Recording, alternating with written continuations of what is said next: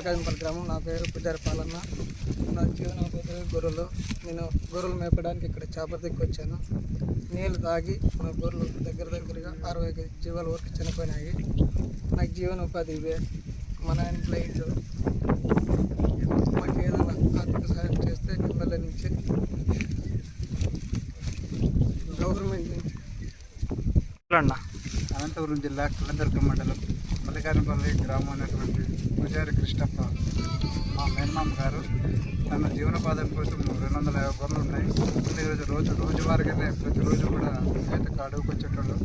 ఈరోజు ఖచ్చితమైన నీరు తాగడం వల్ల దాదాపు 50 నుంచి 60 మధ్య గొర్రెలు చనిపోయినాయి. సో దీనికి వచ్చేసి ఆయన ఒక బ్లైండ్ పర్సన్. వాళ్ళ తమ్ముడు పిల్లల్ని తీసుకొని జీవనోపాధి రెగ్యులర్గా తను ఇదే జీవం కొనసాగించేటోడు. సో ఈరోజు 55 గొర్రెలు పుట్టిన వాళ్ళ తమ్ముడు పిల్లలకి కొద్దిగా దిక్కుచూసిన పరిస్థితిలో ఉన్నారు.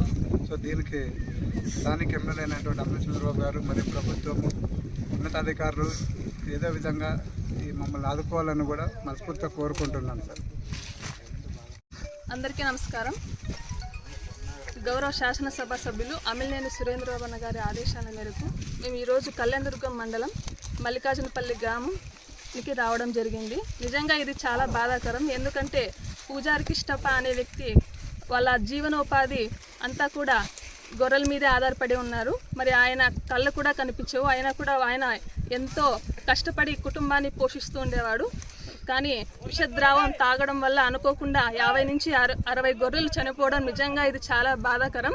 మరి మన గౌరవ శాసనసభ సభ్యులు అమిలినేని సురేంద్రబాబు గారి దృష్టికి తీసుకెళ్లిన వెంటనే ఈ విషయానికి ఆయన స్పందించి ఖచ్చితంగా 2 రోజుల్లో వాళ్ళ ఇంటికి వెళ్ళి తగిన సహాయం చేద్దామని అందరికీ కూడా హామీ ఇవ్వడం జరిగింది.